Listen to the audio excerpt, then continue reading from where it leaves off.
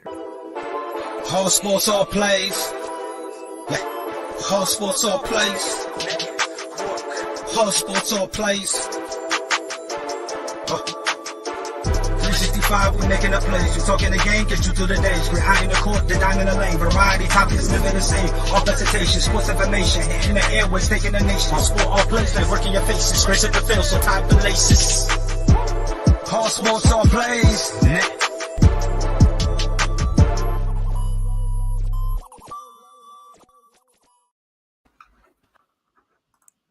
All right. What is up, everyone? It's Wednesday night. I don't know about everybody else in the country, but here in the Midwest, we have a heat wave. It's like 75 degrees right now, but it's about to storm because it's spring, so obviously it's tornado weather. Love tornado weather. It's the freaking best. But Amon, you are in what I'm assuming is probably warm North Carolina. Not today, actually. North Carolina likes to be a little bit bipolar with it. So today was kind of chillier. But tomorrow's going to get back into the 70s. So that's always good news. Yeah, I kind of miss being, in the DC, Virginia area, because at least I could kind of reap some of that warm weather. But yeah, I almost don't miss this bipolar Midwestness. It gets kind of old pretty quick.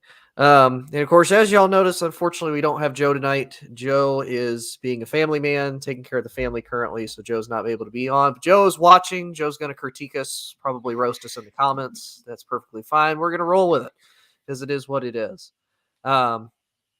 So we are coming up super close now to the end of March Madness. We have our final four teams set. We have University of North Carolina, we have Duke, we have Kansas, and we have Villanova in the Final Four. Amon, to you, which team do you think has the most to gain out of a win? And keep in mind, all four of these teams have 3 championships or more in their school's history. Yeah, I think the obvious answer would be Duke, right? You're talking about Coach K's last year. You're talking about sending him off with the championship. Just became, I believe he has the most Final Four appearances. I think he just passed who was sitting at number 1. So he now is the number 1 guy in terms of Final Four appearances. And to send him off with a national championship would be kind of ideal. And then you talk about the road to go and do that. You go and beat North Carolina. That would be great. I know it'd break Joe's heart, but that would be just, that little icing on the cake for Coach K and then cutting down the net. So I think the quite obvious answer would be Duke. I'll throw around this name in Villanova. Villanova has won 2 championships as recently 2016 and 2018 to win a third here in 2022. Would kind of make that Jay Wright era Villanova team a dynasty. And I think that'd be really big for that program. Yeah, I definitely agree. I think Duke, just because it is Coach Krzyzewski, it's his last game, and it's going to be one of his last season. And you got to think about it. He's going up against a team now that he's never faced in the playoffs. They've never faced in the Final Four ever in the history of this whole entire program. And what better way to get revenge against the team that spoiled your last home game, the big game of all big games, than to try to beat North Carolina in the playoffs. And according to Joe, the only North Carolina team that matters is UNC. Yeah, to me, I feel like Duke is really what matters, because now the big question is once Coach K leaves, where does Duke go? How does the program continue? Does the program continue to succeed once Coach Krzyzewski leaves? Like, is he still going to be, are they still going to be successful? There's apparently reports he's still going to keep his office on like the 6th floor. Now he's just going to be like an ambassador. He's not going to have anything to do with the team. From what we know about Coach K, do you think he stays retired, or you think it's one of those kind of almost like how we're probably envisioning Sean Payton of like, no, maybe he's just taking a break. He's coached for essentially ever. I mean, the man probably doesn't get a break very often except for the off season. So do you think he continues to stay in retirement, or do you think he comes back and says, no, I'm going to coach. I still have a lot left in me? I think he's going to stay in retirement. I think he might have some input just being at Duke. And I think John put it in the comments. He beat me to it. John Shire, who he's handpicked to be his replacement, has been recruiting there for the past 7 years. They lost 2 recruiters 7 years ago. And then basically Coach K's been walking Shire through the process, and Shire is the guy who recruited Zion and RJ and those guys to come play for Duke. Of course, the name of Coach K and Duke holds that much weight, but Shire knows what he's doing. So I think Coach K trusts Shire to do the job, and I think he's going to stay retired. Sure, I think he might have some input. He might say, hey, look, Shire, just do this. This is the guy you should look for. But he's not going to be completely hands-on where he's back at the head coaching spot. He's going to be that mentor kind of role. Yeah, and I think that's the idea. But again, I kind of wonder because they were saying that he doesn't really have a lot of hobbies. He doesn't golf. He doesn't read. He likes to garden, but he doesn't really like to do much else other than, coach. And of course, obviously, if he's still there, more than likely they're going to bring recruits in. They're going to be like, hey, look at, Coach K's office. He's a coaching legend, et cetera, et cetera. So I think he'll still probably be used in a pretty big manner in that regard. And I hear my cat digging all the litter out of his litter box. He is such an asshole. That's my stray. Anyway. So yeah, so I think we're both in agreement that we think Duke is probably the one, because I mean Kansas is still going to pretty much stay a powerhouse. Kansas, They're pretty relevant when it comes to basketball. Same with Villanova. Villanova's been hot the last couple of years. Like you said, I think they've won 2 national championships within the last 4 years. So yeah, 2016, 2018. So still a very hot, very competitive team. And then obviously you have UNC, who UNC's there, and the fact that they're doing as well as they have been, with basically a rookie head coach, in his first season with North Carolina is absolutely, extraordinary. And the fact that he can, boast on his record, he spoiled Coach K's last home game, potentially could spoil Coach K's last game for, the rest of the season. But we'll move in a little bit into some NFL. So Mike Tomlin said recently that he owed it to Brian Flores to bring him onto his staff. Is that a part of a larger problem that the NFL has as far as getting minority coaches hired? I can see how that can be, yes, because he didn't owe it to Brian Flores. Brian Flores deserves it. And I think that terminology is kind of where it gets misleading, in the sense of when you say I owe it to someone, it almost feels like they didn't work for it, or they didn't earn it, they didn't deserve it. And that's not true. And when we talk about minority coaches, there's a lot of them that deserve head coaching jobs. They're not owed it.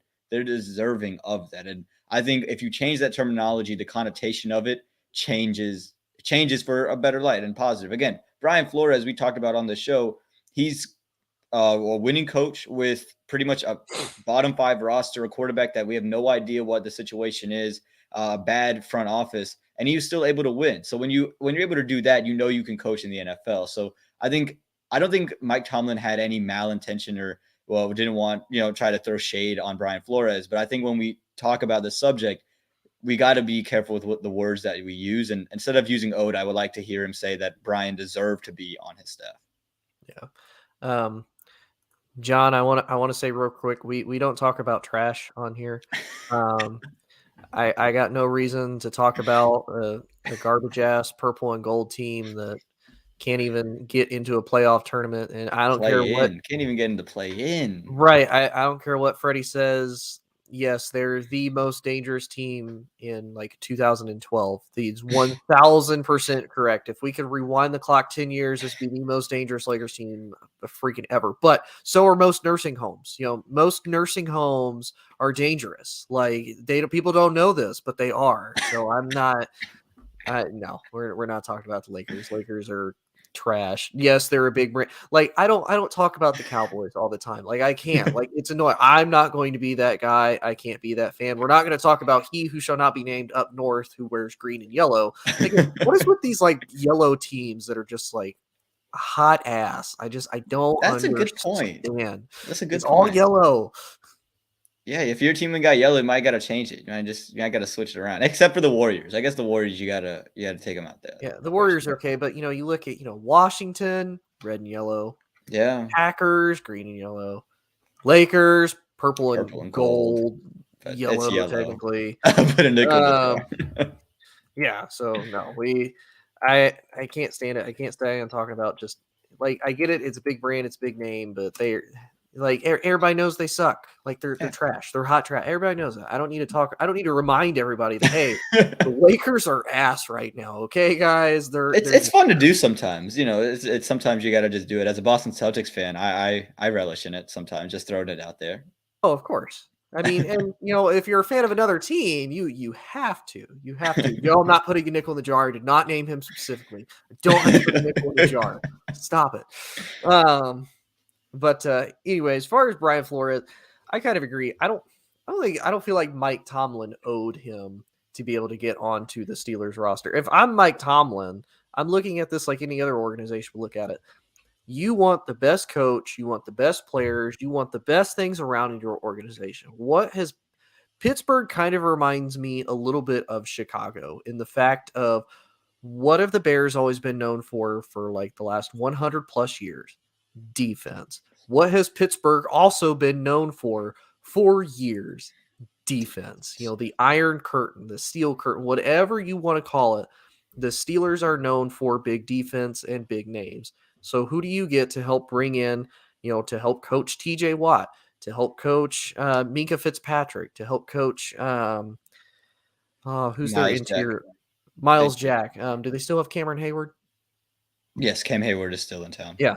So you have a great core defense, and that was like their only benefit to that whole like 11-0 start until they fumbled against Washington, and then everything finally came crashing down. So why wouldn't you bring a coach of Brian Flores' talent into that? But I agree. Mike, you don't really owe him anything. Like it's not like Mike Tomlin was on the street. He got picked up by Brian Flores. Like, hey man, you're out on the street. I'll give you a second chance, and you can go flourish and be great from there. No. Mike Tomlin is an established coach. He maybe has a relationship with Brian Flores. Hey, they've competed against each other. You look at how long he was a coach of your, Patriots team. Yeah. How often did Mike Tomlin be like, man, I cannot stand this dude. Like, just leave New England so I don't have to worry about a defense. So I agree. I don't think owed is really a good term for that. I think he should have looked at it and said he was the best option I had out there for a defensive coordinator and a defensive assistant that I know is going to bring relevancy to it.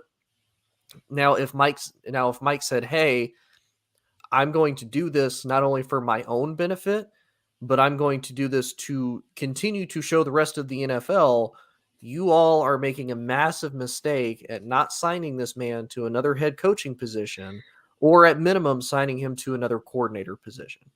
Because we have seen coaches, they're great coordinators, and then there's very few that become great coaches, and then for whatever reason they leave, they get fired, and then they just completely lose it. Like if you remember Chip Kelly when he was with the Eagles, never had a losing season with the Eagles, and they're like, and you're done. Now, in my defense, I would easily say that's because you traded Shady McCoy for, again, what is with franchises like, yeah, I'll take the baked potato and like a Diet Coke for Shady McCoy.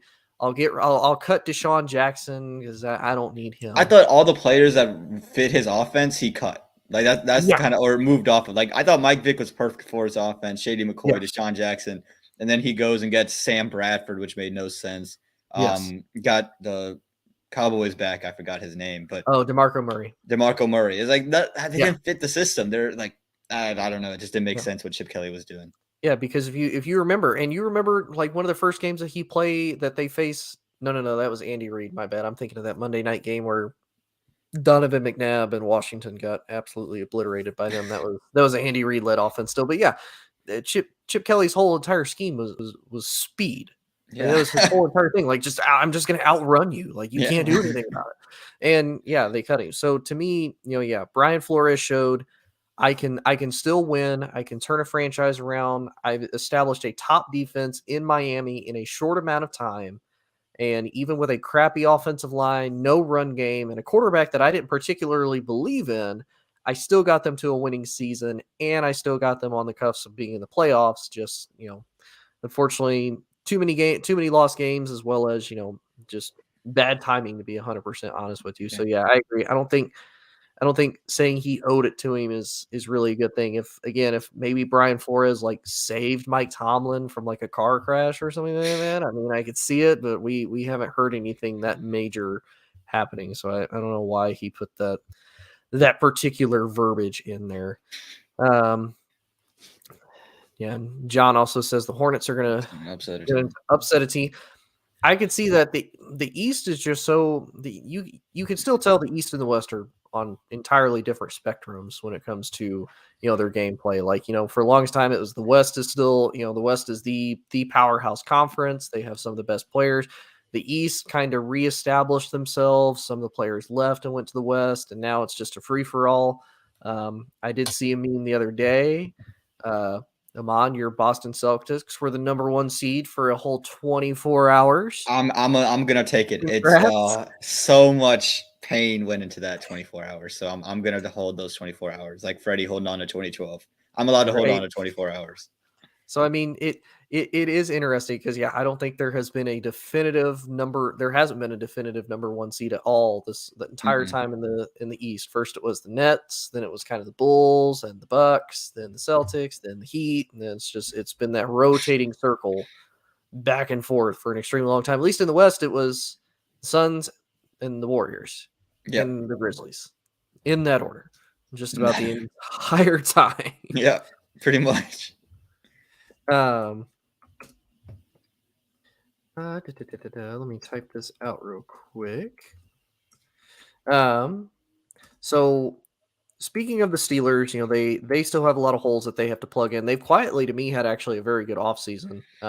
There are reports that they are potentially thinking about trying to get Baker Mayfield if the Browns let him go, i.e. pending probably the whole Deshaun Watson thing.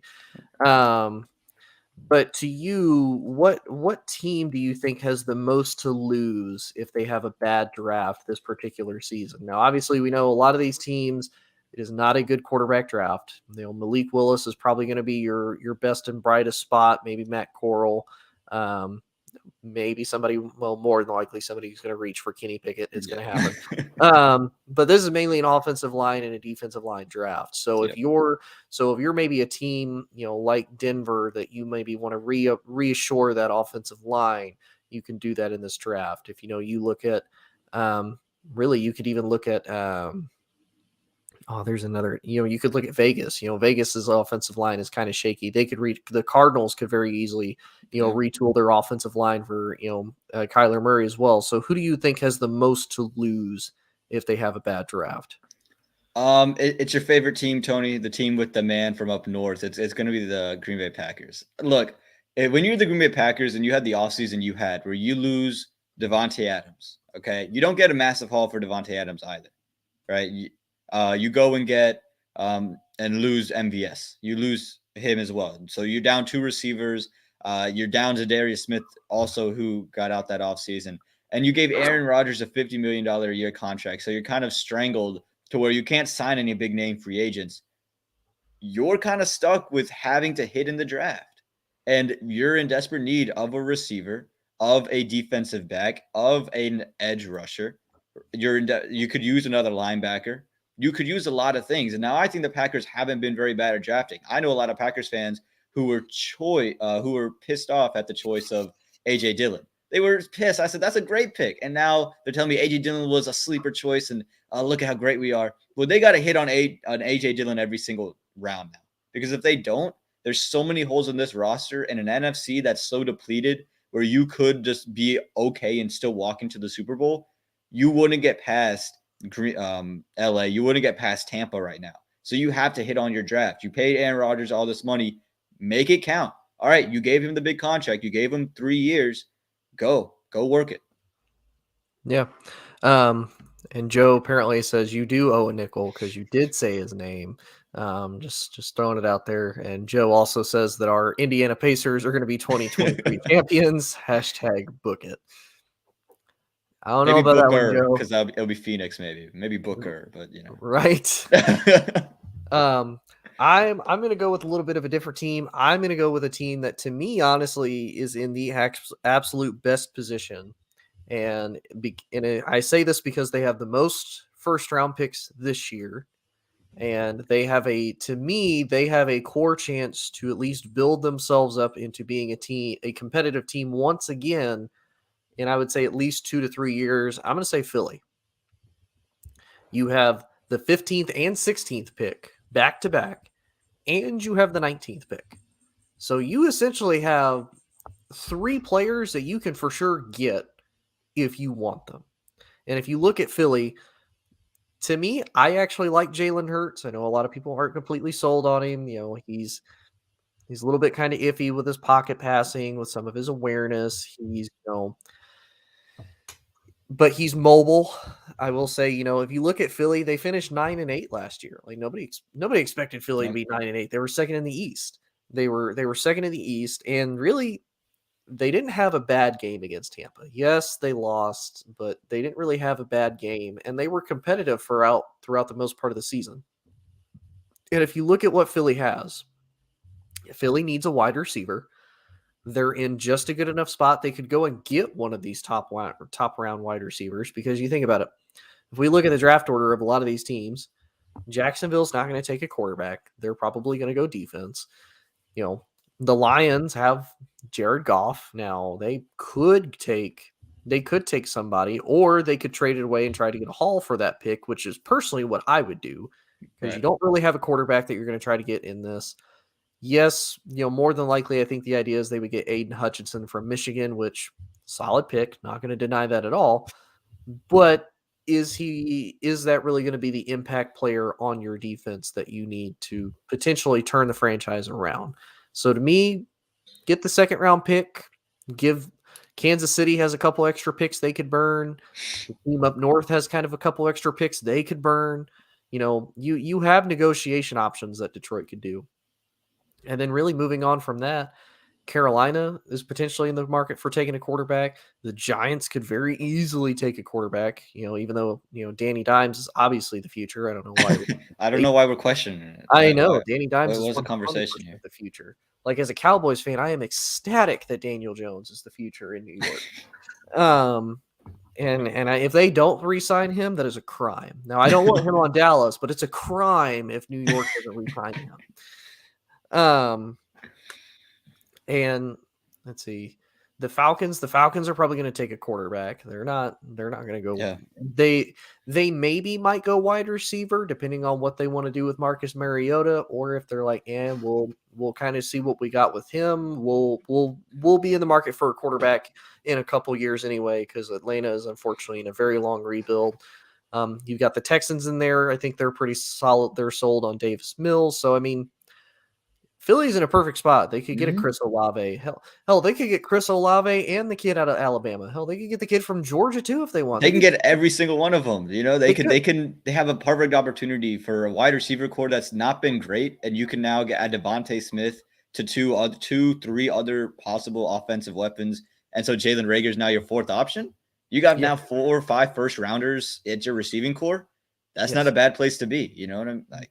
With Dallas Goedert at tight end, who is fairly solid, and really after that, again, this is the best line. This is the best draft as far as offensive line and defensive line. You can have a perfect infusion of youth, quality starters on both sides of the ball, and then really after that, the only thing they have to fix is their secondary. Now they do need a running back, but they could very easily get a running.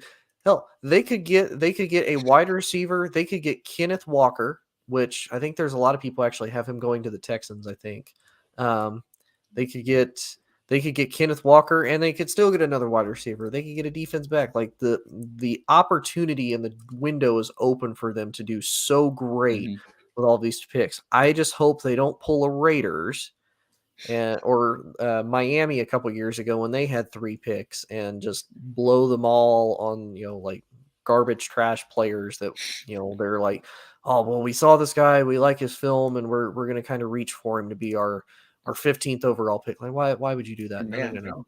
Go with your safe options. This is your chance to be back in the seat after really 2 rebuild seasons of, hey, who do we have in Jalen Hurts? Carson Wentz isn't the guy anymore, and being able to move on from that. So to me personally, it's Philly, but I could see the team up north as well.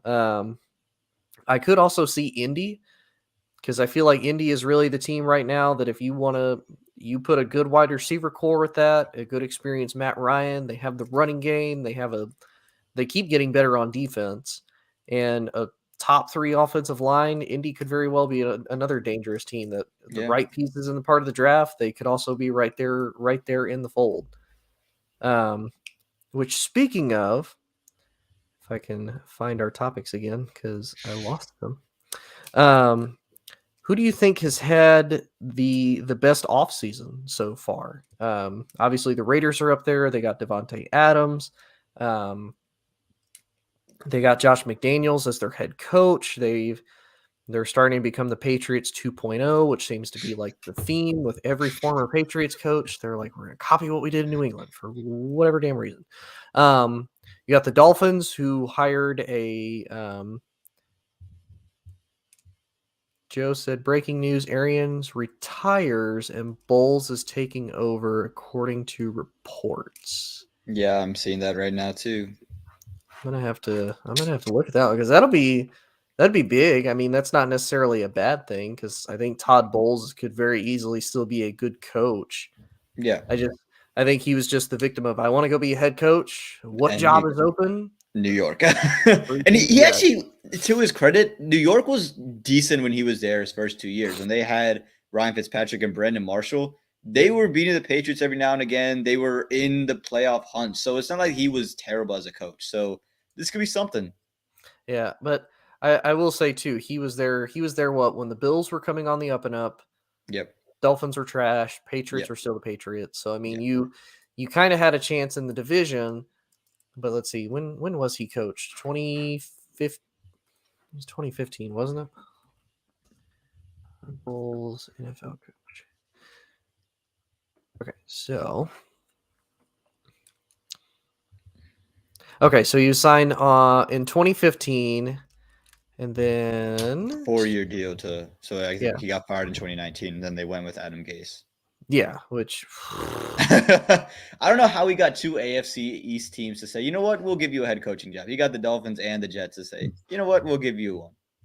which is surprising because now that I look at it, in 2015 the Jets went 10-6, which is That's what I'm saying. Like they were competitive when they had Fitzpatrick and Marshall there. They were, and then Quincy and Nunwall was in town, so they had pieces, and the defense was always good. You know what's crazy? I couldn't remember the Jets actually having that good of a season in 2015. Like, if you were to tell me that, I'd be like, absolutely not. There's no damn way that they were any type of decent in 20. Like, no, it didn't they happen. beat the Patriots in overtime. I remember because Matthew Slater kind of had a miscommunication with the ref. So again, I think he got kind of the bad straw in the sense that he had to coach the Jets, and then the roster kind of depleted, and no, you're not going to get anybody in New York. But when you had pieces, he was good, and the offense is still going to be the offense. It's still going to be, the Brian Leftwich and Tom Brady show, and you can still just worry about the defense. I don't think much changes with Tampa, to be quite honest. Yeah, I wouldn't either. I think if anything, it's almost a benefit for Tampa, because there was obviously reports that Tom Brady and Tom Brady and Arians didn't kind of really mesh well together, and which supposedly that was total crap. That wasn't actually the case. But you ever heard the rumor? Well, the whole theory that where there's smoke, there's fire. Yeah. Like that to me is what that kind of reminds me of, is that, that might be a little bit of a truth there. There could be. And again, I don't think it affects the Bucks too much, because it's not like they're bringing in someone completely new. Todd Bowles knows what he's doing. He's been in the system for a while, and it was going to be him or Byron Leftwich to be the heir apparent. It's whoever's going to be there longer. And I guess Byron next year is going to be, somewhere else looking for a head coaching spot. Yeah, sure enough, here it is. Via Peter King and MSN.com, Bruce Arians is retiring from coaching, moving on from the Buccaneers to their front office. And defensive coordinator Todd Bowles has been picked to replace him, and staff is being told the news at this hour. So this is something that apparently just recently decided to happen. But yeah, I mean, I don't think it's a bad thing, because I think it gives Brady the full entire run of the offense, and I think Byron knows that, or not Byron. Todd Bowles knows that. He says, "Hey, I know you know how to run the offense. I've spent the last 2 years with you. You run the offense. I'll handle the defense, and we'll move forward from there." So I think it's big for Tampa. I think this kind of solidifies Tampa, and I think once Brady, if Brady retires, because for the love of God, that man will not stay out of football for like more than 5 seconds. And I love it. Don't ever retire, Tommy. Play till I'm 60. No, retire. Play till I'm 60, Tommy. God, retire. You don't need all the damn rings. Just freaking retire, man. He's gonna be 75 years old, still throwing damn passes. We have like 130,000 passing yards, 1,000 touchdowns. God. Oh man. Cannot wait for the day it actually happens. Like when the new year starts, and there's the first game without Thomas Edward Patrick Brady Jr. on the damn field. The first time in like 30 freaking years. Hey, 30 more, Tubby. 30 more. Absolutely not. Joe. I should not be able to go have like 6 individual lifetime careers and Tom Brady still be playing freaking football. But I think this kind of says a little bit for Tampa as well, because if you remember, Tampa got Bruce Arians out of retirement, because he was with the Cardinals, went to CBS as a broadcaster, as a sports analyst, and then, came over to, Joe said, until you're 60, that's like 60 years. You're not wrong, Joe. You're not wrong. But, so then he unretires, he comes to Tampa, like, oh, hey, he could fix Jameis Winston, and I don't think anybody can really fix Jameis Winston, although he did have a solid year with New Orleans, but I need to see a full season before I can stay healthy and play 17 games. Let's see what happens. And now that he's not seeing like quadruple vision because he got LASIK, he can see now. Yeah, right. He can see the dubs that he's supposed to be eating. I think this kind of shows Tampa, how confident were they that Bruce could get another quarterback and develop it? Because you think about it, he was with Pittsburgh and Ben Roethlisberger, established quarterback, goes to the Colts with Andrew Luck as a rookie, but Andrew Luck also came out of Stanford, the prodigal golden child. So he was Trevor Lawrence before Trevor Lawrence. Like he was the guy. There was nobody else. Yeah, you didn't really have to do much like coaching with Andrew Luck. Yep. Then you move on, you go to Arizona, and you get Carson Palmer, who, kind of that end of his career revitalization after, being in Cincy, going to Oakland, and now bouncing to Arizona. You get to kind of revitalize and establish Carson Palmer.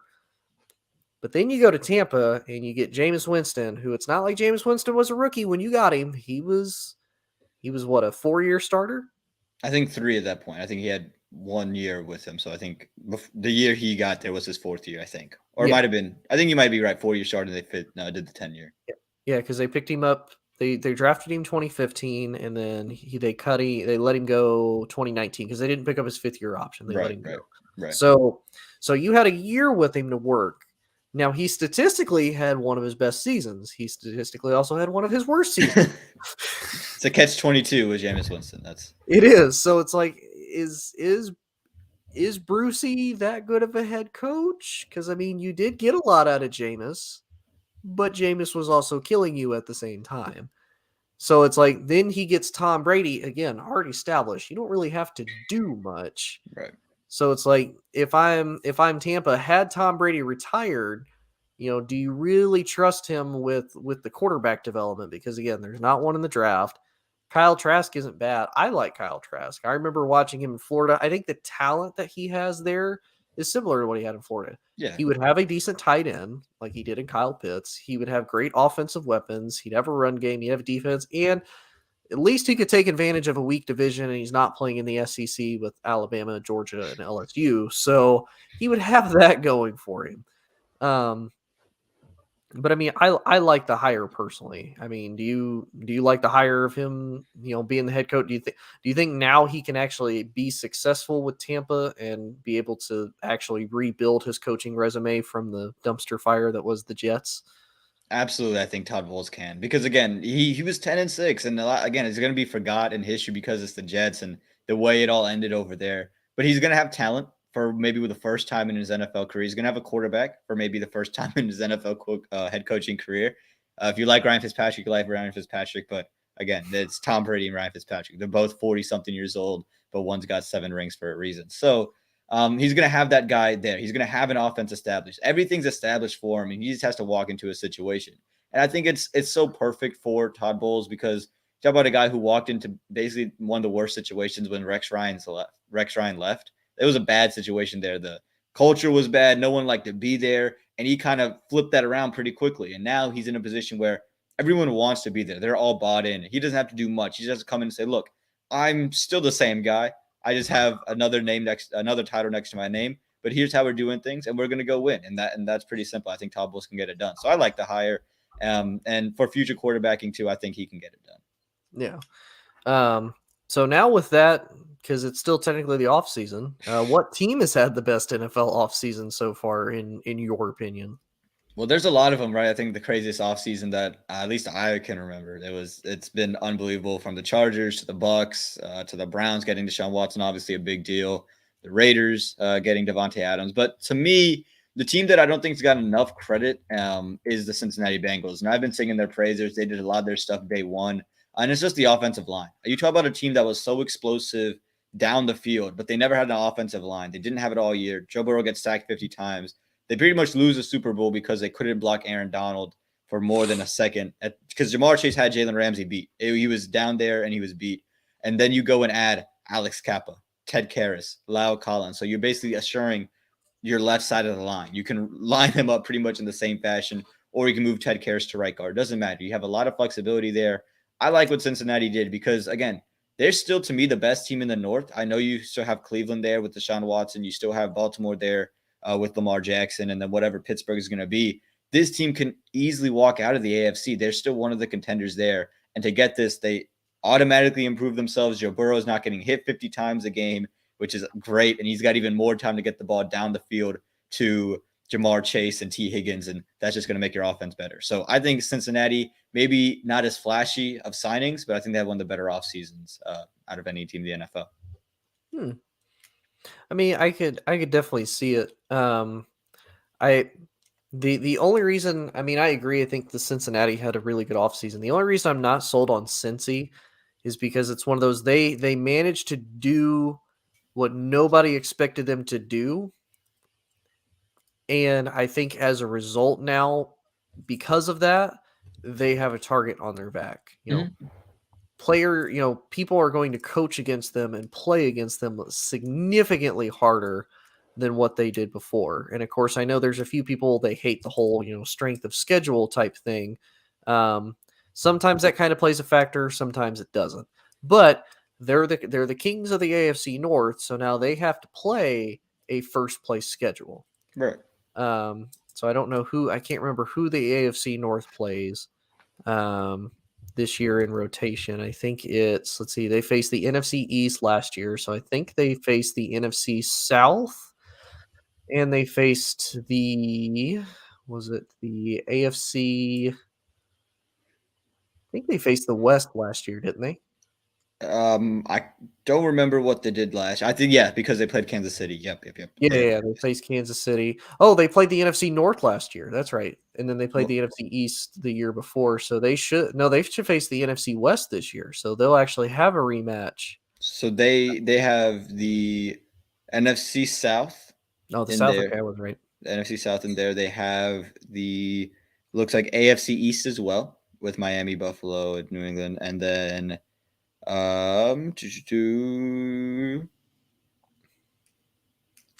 Baltimore. So I see Tennessee here, but I don't see any other team from the AFC South. Dallas is in here. Is any other NFC East team? So they'll play the first division winner from the NFC East, and they'll face the first division winner of the NFC South. Of the AFC South. AFC South, yep. So you have to go first division winner of the AFC West, Kansas City. They also play. Yeah, so you have to face Kansas City again, who, yes, you beat twice, but you have to face Kansas City again. You have to face Tom Brady and the Buccaneers. Yep. You have to face. You said the AFC East. AFC so Buffalo. East. So you have to face Buffalo. You have to face a better Miami team. You have to face New England. Yep. You have the Jets, who you lost to last year. Yeah, that was crazy. Right. Freaking Mike White is secretly the GOAT He's of the New GOAT. York He's the for greatest. whatever reason. And then you have to face, luckily, they have to face a little bit more of a depleted Dallas team than last year. Not going to be nearly as good as what they were last year. Hell, they're not even going to be as good as the team that beat Cincinnati when Joe Burrow was hurt a couple of years ago. And you have to face Derrick Henry, who is a cheat code amongst himself. So to me, I agree. I think they've had one of the best off seasons, but I think they're going to struggle in now what is, for whatever reason, like the Air Force Ones of the conferences with the freaking AFC. Mike, what is up, Mike? Because you got to think now they have to face the entire AFC West because all of them decided, hold my beer, let us be in contention now instead of the AFC North. You have Lamar and the Ravens, who you know are more than likely going to get better. It's just, will Lamar get a wide receiver? They lost a couple pieces on defense. Can they kind of replenish that in the draft? Pittsburgh is always Pittsburgh, even though they will have potentially a bad year. They're still usually a 500 team nonetheless. And then obviously you'll have Cleveland with a Deshaun Watson. Now the big question is will Amari Cooper show up or not? He will for home games, but not for away games. Oh. Shots fired. So, I mean, I don't know if it's going to be a cakewalk for them, to be 1,000% Yeah, honest with you. no, probably not. I think the one thing that I do like that what they can do this year versus last year is I think they can be a little bit more they can be more balanced, because if the pass isn't working, they can now run the ball and actually run the ball with Joe Mixon and give him an offensive line. So I think you can create a lot more play action stuff, and I think they create another dynamic to that offense that they didn't really have. Sure, Mixon could run the ball last year, but you knew 90% of the time they're probably going to drop back and throw the ball down to Jamar Chase. This year, now you can go and you can actually run the football. You can run more screens. You can run the play actions off of it. I think that what this allows them to do is just keep teams on their toes and heels after, now teams have tape and they're really watching Jamar. They're really watching Joe. Now you just throw another wrinkle in, which I think always helps teams evolve. Yeah, definitely. I guess if I had to pick a team that has had the better off season so far, I mean, obviously the Raiders are up there, the Dolphins are up there, the Browns. Like you said, the Cincinnati Bengals have, they're up there. I'm really trying to look. And it's funny too, because you think about it, some of these teams, they've had crazy off seasons. Like, to me, the Chiefs got a little bit worse because you got rid of Tyreek Hill and you're basically replace him with Juju Smith-Schuster and Marquez Valdez-Scantling, which don't know if you're going to be able to do. I think they definitely need to get a running back and kind of do the same thing that Cincy did. Like, yes, we know you can air it out, but you need to be more balanced. Now with Kansas City, they don't have a defense, because especially now that Honey Badger is gone and he hasn't been signed, Kansas City is Ward. Yeah. Too many pieces. The Chargers, I feel like didn't really do much. I mean, you got Khalil Mack, but you got Khalil Mack at kind of the end of his career now. I mean, don't get me wrong, he could still make an impact. He could still do like what Von Miller did, make a big impact that way.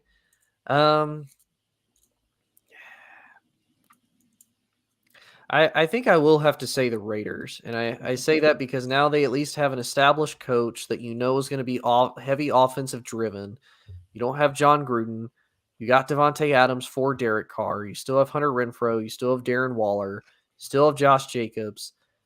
They can rebuild the offensive line, and if they can reestablish the defense, I think they'll honestly be solid. I think the only thing that I would probably question on some of their defensive moves is they got rid of Yannick Ngakoue, which he was crazy. But they did get Chandler Jones, which to me was also an extremely solid pickup for them. Another Patriot, right? You just throw him in the equation. He is, but I don't know. I feel like Patriots players and Patriot coaches, that's, to me, it's like 10% success rate outside of New England and like a 90% fail rate. Yeah, Like 100%. 100%. 100%. to me, Chandler Jones was like one of the few players that left New England and was still just like, okay, I'm still a phenomenal player. Like, Absolutely. Absolutely. Trey Flowers went and got big money, and now is, a couple years later just is a free agent, not on any team's radar. Jamie Collins, another guy. Just yeah, the Jamie countless Collins. guys who just go out there, just never perform elsewhere. And I mean, you do have a couple. What was it? Kyle Van Noy. He left, went He to was the solid in Dolphins. Miami, Actually, yeah. solid, and then came back and he kind of disappeared again. You look at their offense. The only Patriots player I know that had any type of success offensively outside of New England was Wes Welker, and that's because he went and played with Peyton Manning in Denver. Like, it's hard to not be successful when you have two of the best quarterbacks of all time throwing to you like that. Yeah, so I honestly think it's the Raiders. I definitely could see the Bengals for sure, but I think now because the Bengals kind of established themselves and they proved, hey, you don't have to put in a whole lot as far as free agency goes. If you can do well in a draft and get the right quarterback, you can go anywhere, especially with Joe Burrow, because I definitely believe Joe Burrow is going to be one of the future best quarterbacks. And I'll be 100% honest with you, I'm going to be rooting for Joe Burrow so much when they play against Tom Brady and the Buccaneers. And I hope Joe Burrow can say that he goes 1-0 against Tom Brady, because if he does, the very next episode of this show, I will come on smoking a cigar in victory with Joey B. No regrets. I will be ecstatic when that happens. Everybody and Joe, for you, #book it. If Joe Burrow beats Tom Brady, I will be on here smoking a victory cigar with him. 1,000%.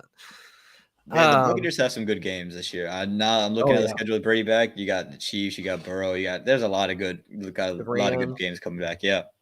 Yeah. So, and the whole entire pattern, every damn time Tom Brady loses a playoff game, what's he do the very next year? Wins a freaking Super Bowl every goddamn time. We want number 8. We're going for it. Number 8. No, let's go. No, tired. Stop it. You've already won. You're the best player at football ever. Okay, nobody statistically, you can't rings, whatever. You can't deny that. Just you won. Okay, nobody's beating you. You won. Knock it off. The man up north is. He's not even going to come. Why are you even worried? Why are you worried about trash coming after your records? Just stop it. Anyway, speaking of, which non-playoff team do you think goes the farthest in next year's NFL season? Whether it's you think they're going to do it right, if the season was to start right now, no draft, who do you think would do the best? Or do you think it's going to be one of those, depending on how the draft goes, some of these more non-playoff teams will probably sneak in there a little bit better? So I want to say the Indianapolis Colts, because I think with Matt Ryan being there, they can still be a similar type of team with Carson Wentz and be there right on the brink of the playoffs. I'm just concerned because the AFC West is so loaded. The AFC North, you look at the Browns, you look at Cincinnati, you look at Baltimore. There's just so many teams I can see falling in there. And so I think while the Colts may be good, they might not. Joe, that's quick maths right there. Exactly. #science. Exactly. Quick maths. But the AFC is just so loaded this year that the Colts could be good, but they could still be on the outside looking in. So I'm going to say Washington. And I'm going to say Washington because you go get Carson Wentz. You go at him and give him an actual receiver for the first time in his career in Terry McLaurin. The offensive line is not as good. They did go and sign a guard after losing Brendan Sheriff. They basically traded guards with Jacksonville. The defense should rebound with Chase Young, and it's a young defense. Ron Rivera is a good head coach. And to be honest, I think Dallas might take a step back this year. You lose a couple of receivers, and the defense doesn't look as good. Philly, I don't know what they're going to be. If they hit in the draft, great, and they could be really special. If not, they could be on either side. So if you're Washington, you're looking at NFC, even as a wild card team, you're looking the whole division. There probably isn't going to be a wild card team from the NFC South, right? It's probably going to be Tampa, and that's it. Look at the West. You would look at Seattle's gone. So you're talking the Niners, you're talking the Rams, and you're talking maybe the Cardinals. You would throw in that conversation. The North, you could throw in the Vikings into the the wild card conversation, but that's a big if. So if you're Washington, you could sneak in there as one of the 4 teams fighting for 3 spots if you don't win the division. So I think to me, Washington would be one of these teams that didn't make the playoffs. They made, they got a quarterback that can move outside the pocket, the kind of guy Ron Rivera likes, give him a number 1 receiver. They could be a non-playoff team that I think makes the biggest jump out of the ones from last year. Yeah, if I had to pick one from each conference, I would say Washington, because even though a lot of people dog on Wentz, he is probably the best quarterback stability that they've had for probably quite a while.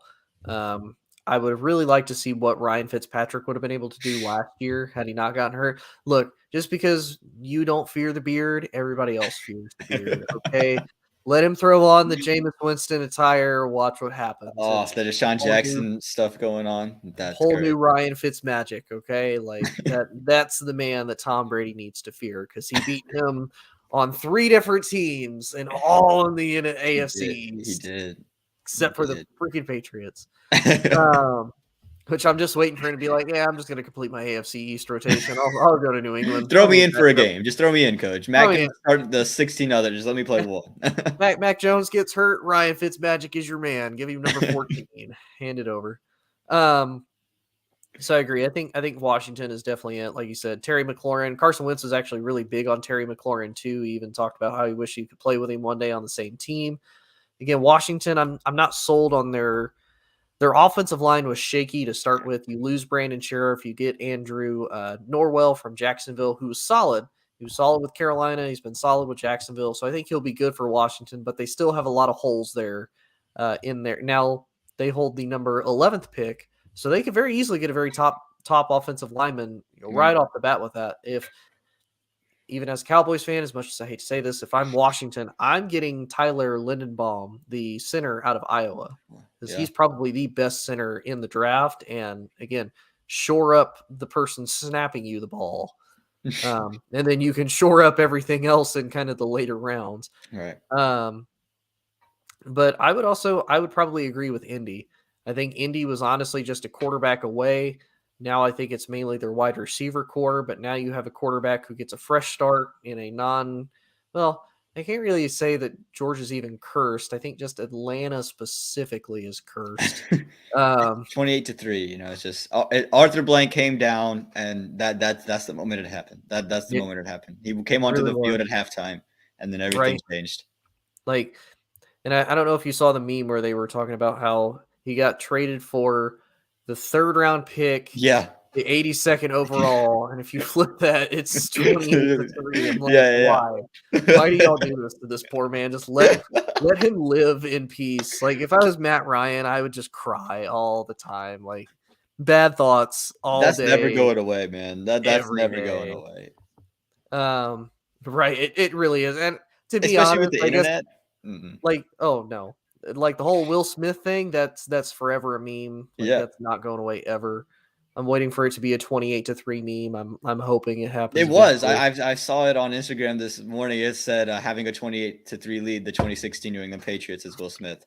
So I was waiting for it. I know it's going to happen. But no, I think it's Indy again. If Indy can do well in this draft, as far as getting a core group of wide receivers, maybe even get a veteran in there, Jarvis Landry, Odell Beckham Jr. There's obviously the little bit of the cryptic / bait tweets of, I kind of see what they're doing in Indy. Maybe I might head there, which typically a lot of players, once they go to Indy, they love it. Yeah. It's being from there. Not that I'm, biased or anything like that. It's a cheap place to live. You're great as far as central location goes. You're close to Chicago. You're close to Pittsburgh. You're close to Cincinnati, Columbus. Those are just the Midwestern cities. I mean, you're still in the Eastern time zone. So, I mean, and again, everything around Indiana is cheap because it's all corn and soybeans. So, I mean, you got options. You're making a good sell here, man. You're making a good sell. And I mean, if anything, and if you're a trouble player, you don't have to worry. Go out in the cornfield. Nobody will find you. You'll be fine. There's no bad options available there because there's nothing in there. Nothing. And it's a well-run organization. Yeah. So, yeah, I would say the Colts and Washington by far. Probably the two non-playoff teams that I could see again making a big push. If it weren't for the fact that Philly made the playoffs, I would have easily said Philly, and I think Right. Philly will still make the playoff, make a big push. I do agree. I think Dallas will take a step back. Unfortunately, I could easily see Dallas falling to the 3rd spot in the NFC East. Again, depending on how well Philly drafts, and with Washington now having a quarterback, if their defense can return to perennial form, Washington will 100% be a foe to contend with, and they will, quote, command the NFC East. Well, there is a third team now that I'm thinking about it, and I didn't say them because I thought they did make the playoffs. The Cleveland Browns. You had Deshaun Watson, things, and if he can play, I don't know how many games he can play. For assuming it's 6 games that he's not going to play, you're still left with 11 games.